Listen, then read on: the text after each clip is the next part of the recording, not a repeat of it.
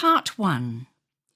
You will hear a woman telephoning a tourist office to ask about free activities.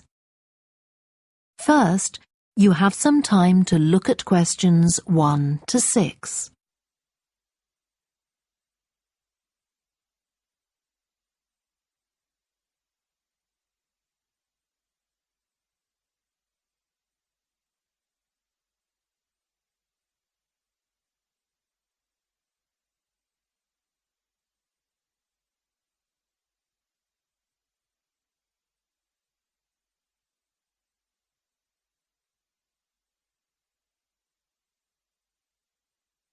Listen carefully and answer questions 1 to 6. Good morning, this is Burnham Tourist Office, Martin speaking. Oh, hello. I saw a poster about free things to do in the area, and it said people should phone you for information. I'm coming to Burnham with my husband and 2 children for a few days on June the 27th, or possibly the 28th. And I'd like some ideas for things to do on the 29th. Yes, of course. OK. Then let's start with a couple of events especially for children. The art gallery is holding an event called Family Welcome that day, when there are activities and trails to use throughout the gallery. That sounds interesting. What time does it start? The gallery opens at 10 and the Family Welcome event runs from 10:30 until 2 o'clock. The gallery stays open until 5. And several times during the day they're going to show a short film that the gallery has produced. It demonstrates how ceramics are made, and there'll be equipment and materials for children to have a go themselves. Last time they ran the event there was a film about painting, which went down very well with the children, and they're now working on one about sculpture. I like the sound of that. And what other events happen in Burnham? Well, do you all enjoy listening to music? Oh, yes. Well, there are several free concerts taking place at different times, 1 or 2 in the morning, the majority at lunchtime and a couple in the evening, and they range from pop music to Latin American. The Latin American could be fun. What time is that? It's being repeated several times in different places. They're performing in the Central Library at 1 o'clock, then at 4 it's in the City Museum, and in the evening at 7:30 there's a longer concert in the theatre. Right. I'll suggest that to the rest of the family. Something else you might be interested in is the boat race along the river. Oh, yes. Do tell me about that. The race starts at Offord Marina to the north of Burnham and goes as far as Summer Pool. The best place to watch it from is Charlesworth Bridge, though that does get rather crowded. And who's taking part? Well, local boat clubs, but the standard is very high. One of them came first in the West of England Regional Championship in May this year. It was the first time a team from Burnham has won. It means that next year they'll be representing the region in the National Championship. Before you hear the rest of the conversation, you have some time to look at questions 7 to 10.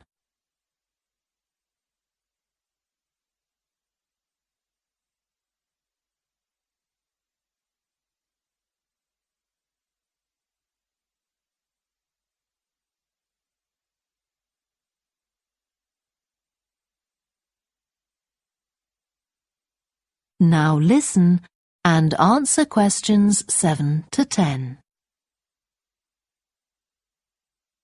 Now, I've heard something about Paxton Nature Reserve.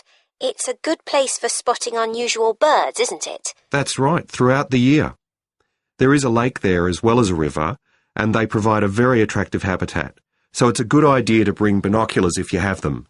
And just at the moment you can see various flowers that are pretty unusual. The soil at Paxton isn't very common. They're looking good right now. Right. My husband will be particularly interested in that. And there's going to be a talk and slideshow about mushrooms, and you'll be able to go out and pick some afterwards and study the different varieties. Uh-huh. And is it possible for children to swim in the river? Yes, part of it has been fenced off to make it safe for children to swim in. It's very shallow, and there's a lifeguard on duty whenever it's open. The lake is too deep, so swimming isn't allowed there. OK, we must remember to bring their swimming things in case we go to Paxton. How long does it take to get there by car from Burnham? About 20 minutes, but parking is very limited, so it's usually much easier to go by bus, and it takes about the same time. Right. Well, I'll discuss the options with the rest of the family. Thanks very much for all your help. You're welcome. Goodbye. Bye. That is the end of part 1. You now have half a minute to check your answers.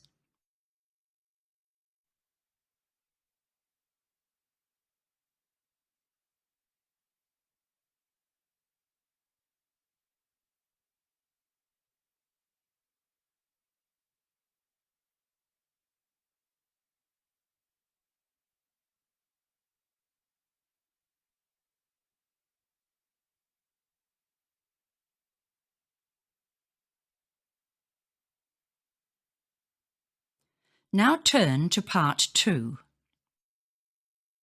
Part 2. You will hear a talk given by a woman called Shona Ferguson about changes in a town called Barford. First, you have some time to look at questions 11 to 15.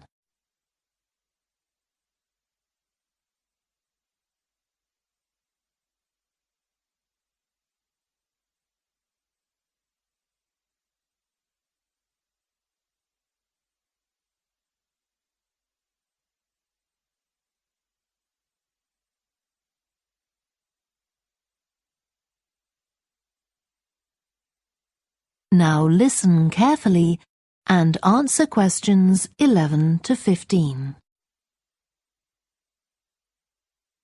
First of all, let me thank you all for coming to this public meeting to discuss the future of our town. Our first speaker is Shona Ferguson from Barford Town Council. Shona. Thank you. First, I'll briefly give you some background information. Then I'll be asking you for your comments on developments in the town. Well, as you don't need me to tell you, Barford has changed a great deal in the last 50 years. These are some of the main changes. 50 years ago, buses linked virtually every part of the town and the neighbouring towns and villages. Most people used them frequently, but not now, because the bus companies concentrate on just the routes that attract most passengers. So parts of the town are no longer served by buses. Even replacing old, uncomfortable buses with smart new ones has had little impact on passenger numbers. It's sometimes said that bus fares are too high, but in relation to average incomes, fares are not much higher than they were 50 years ago. Changes in the road network are affecting the town. The centre was recently closed to traffic on a trial basis, making it much safer for pedestrians. The impact of this is being measured. The new cycle paths separating bikes from cars in most main roads are being used far more than was expected, reducing traffic and improving air quality. And although the council's attempts to have a bypass constructed have failed, we haven't given up hope of persuading the government to change its mind. Shopping in the town centre has changed over the years. Many of us can remember when the town was crowded with people going shopping. Numbers have been falling for several years, despite efforts to attract shoppers, for instance by opening new car parks. Some people combine shopping with visits to the town's restaurants and cafes. Most shops are small independent stores, which is good, but many people prefer to use supermarkets and department stores in nearby large towns, as there are so few well-known chain stores here. Turning now to medical facilities. The town is served by family doctors in several medical practices, fewer than 50 years ago, but each catering for far more patients. Our hospital closed 15 years ago, which means journeys to other towns are unavoidable. On the other hand, there are more dentists than there used to be. Employment patterns have changed along with almost everything else. The number of schools and colleges has increased, making that the main employment sector. Services such as website design and accountancy have grown in importance, and surprisingly perhaps, manufacturing hasn't seen the decline that has affected it in other parts of the country. Before you hear the rest of the talk, you have some time to look at questions 16 to 20.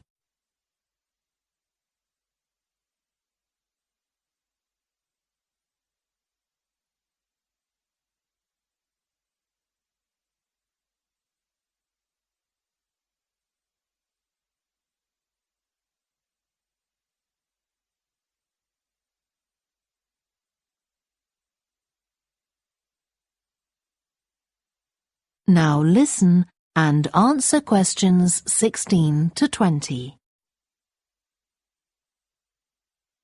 Now I'll very quickly outline current plans for some of the town's facilities, before asking for your comments. As you'll know if you regularly use the car park at the railway station, it's usually full. The railway company applied for permission to replace it with a multi-storey car park, but that was refused.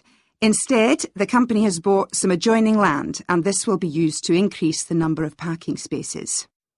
The Grand, the old cinema in the High Street, will close at the end of the year and reopen on a different site. You've probably seen the building under construction.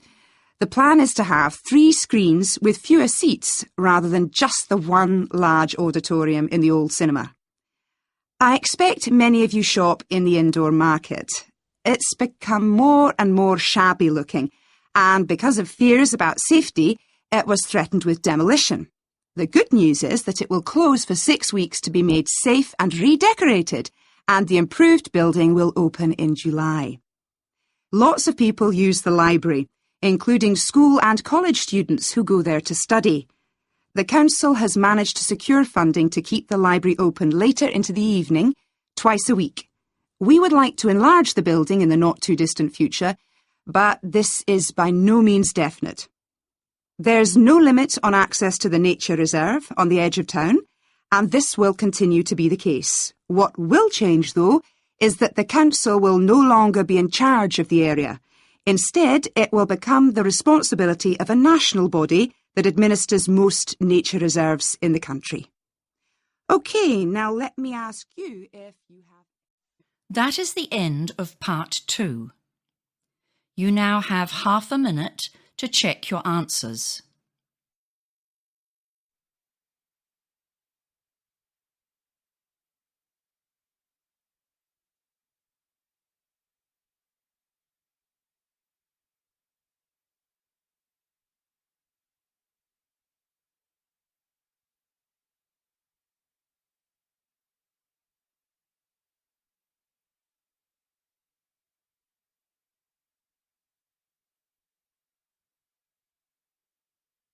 Now turn to part 3.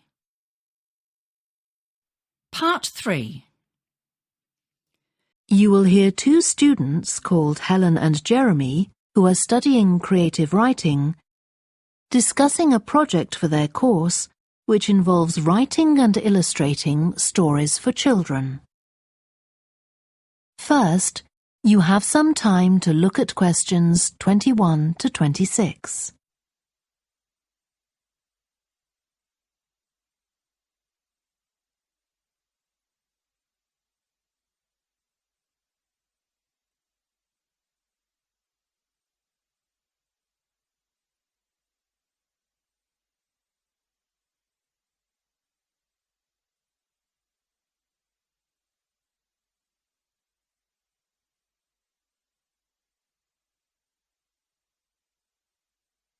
Now listen carefully and answer questions 21 to 26. Hello, Helen. Sorry I'm late. Hi, Jeremy, no problem. Well, we'd better work out where we are on our project, I suppose. Yeah, I've looked at the drawings you've done for my story, The Forest, and I think they're brilliant. They really create the atmosphere I had in mind when I was writing it. Oh, I'm glad you like them. There are just a few suggestions I'd like to make. Go ahead. Now, I'm not sure about the drawing of the cave. It's got trees all around it, which is great, but the drawing's a bit too static, isn't it? I think it needs some action. Yes, there's nothing happening. Perhaps I should add the boy, Malcolm, isn't it? He would be walking up to it. Yes, let's have Malcolm in the drawing. And what about putting in a tiger? The one that he makes friends with a bit later. Maybe it could be sitting under a tree, washing itself. And the tiger stops in the middle of what it's doing when it sees Malcolm walking past. That's a good idea. OK, I'll have a go at that. Then there's the drawing of the crowd of men and women dancing. They're just outside the forest, and there's a lot going on. That's right. You wanted them to be watching a carnival procession, but I thought it would be too crowded. Do you think it works like this? Yes, I like what you've done. The only thing is, could you add Malcolm to it without changing what's already there? What about having him sitting on the tree trunk on the right of the picture? Yes, that would be fine. And do you want him watching the other people? No, he's been left out of all the fun, so I'd like him to be crying. That'll contrast nicely with the next picture where he's laughing at the clowns in the carnival. Right, I'll do that. And then the drawing of the people ice skating in the forest. I wasn't too happy with that one. Because they're supposed to be skating on grass, aren't they? That's right, and it's frozen over. At the moment, it doesn't look quite right. I see what you mean. I'll have another go at that. And I like the wool hats they're wearing. Maybe you could give each of them a scarf as well? Yeah, that's easy enough. They can be streaming out behind the people to suggest they're skating really fast. Great. Well, that's all on the drawings. Right. So you finish writing your story, and I just need to finish illustrating it, and my story and your drawings are done.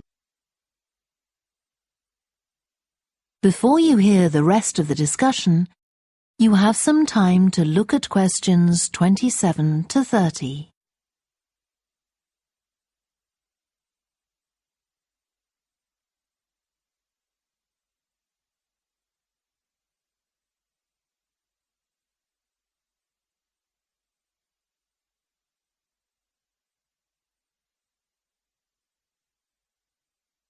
Now listen and answer questions 27 to 30. So the next thing is to decide what exactly we need to write about in the report that goes with the stories, and how we're going to divide the work. Right, Helen. What do you think about including a section on how we planned the project as a whole, Jeremy? That's probably quite important. Yeah, well, you've had most of the good ideas so far. How do you feel about drafting something? Then we can go through it together and discuss it. Okay, that seems reasonable. And I could include something on how we came up with the ideas for our two stories, couldn't I? Well, I've started writing something about that, so why don't you do the same and we can include the two things? Right.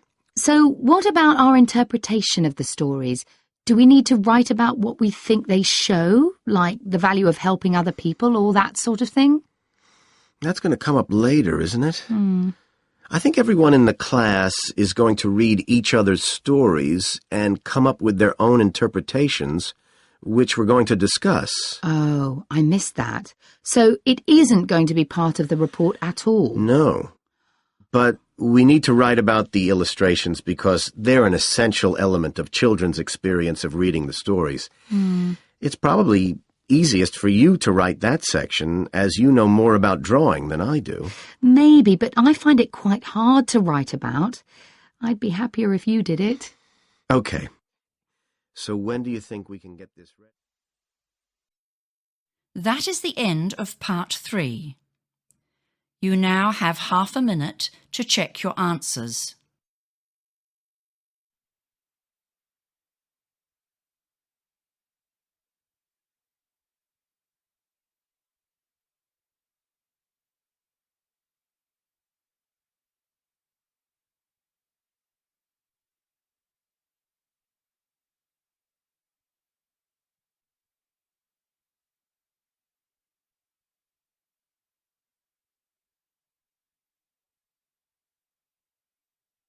Now turn to part 4.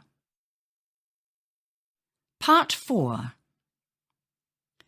You will hear part of a lecture to business students about the use of one particular type of research known as ethnography.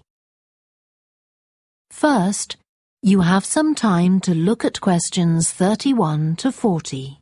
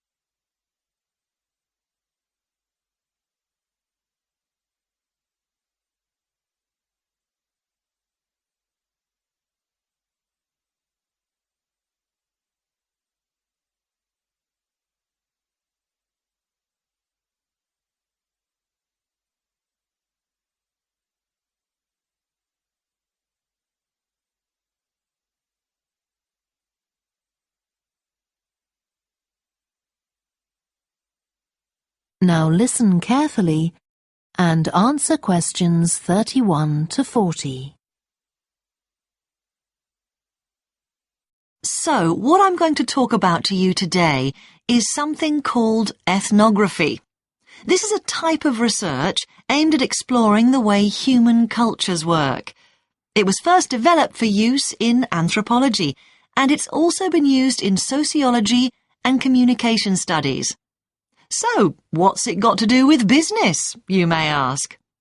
Well, businesses are finding that ethnography can offer them deeper insight into the possible needs of customers, either present or future, as well as providing valuable information about their attitudes towards existing products. And ethnography can also help companies to design new products or services that customers really want. Let's look at some examples of how ethnographic research works in business. One team of researchers did a project for a company manufacturing kitchen equipment. They watched how cooks used measuring cups to measure out things like sugar and flour.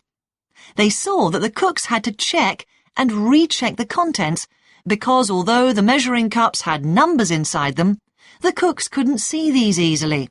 So a new design of cup was developed to overcome this problem, and it was a top seller. Another team of ethnographic researchers looked at how cell phones were used in Uganda, in Africa. They found that people who didn't have their own phones could pay to use the phones of local entrepreneurs. Because these customers paid in advance for their calls, they were eager to know how much time they'd spent on the call so far. So the phone company designed phones for use globally with this added feature. Ethnographic research has also been carried out in computer companies. In one company, IT systems administrators were observed for several weeks. It was found that a large amount of their work involved communicating with colleagues in order to solve problems, but that they didn't have a standard way of exchanging information from spreadsheets and so on.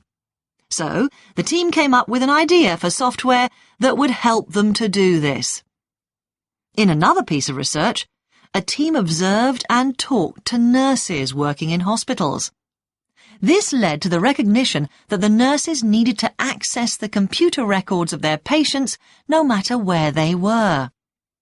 This led to the development of a portable computer tablet that allowed the nurses to check records in locations throughout the hospital. Occasionally, research can be done even in environments where the researchers can't be present. For example, in one project done for an airline, respondents used their smartphones to record information during airline trips, in a study aiming at tracking the emotions of passengers during a flight.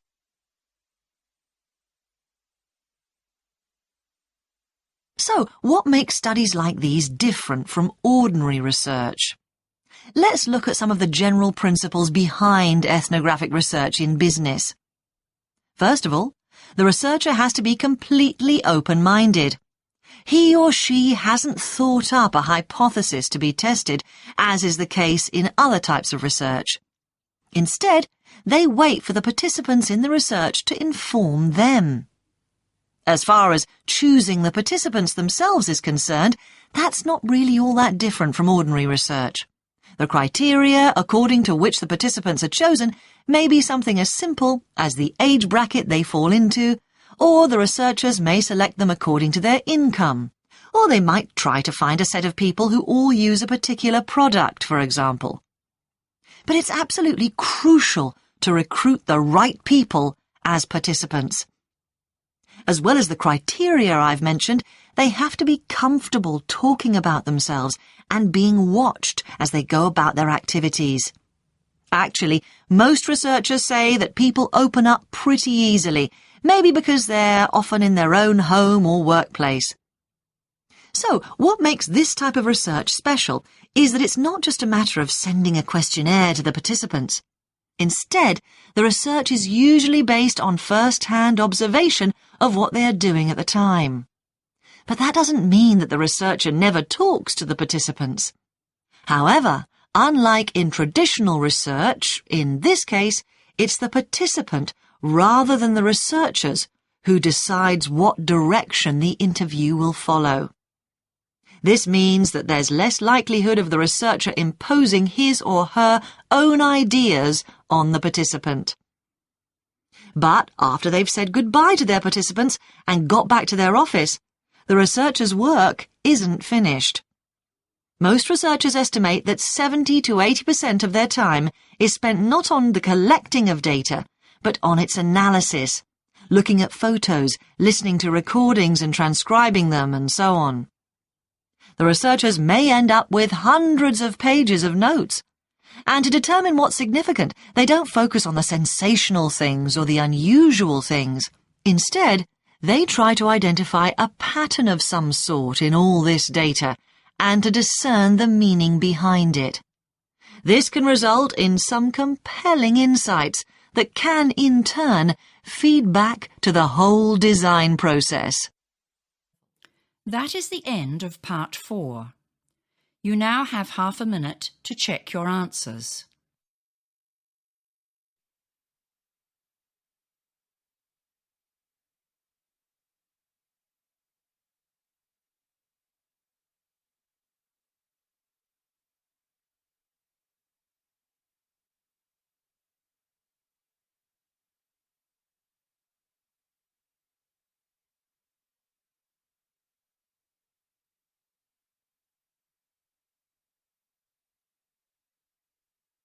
That is the end of the listening test. In the IELTS test, you would now have 10 minutes to transfer your answers to the listening answer sheet.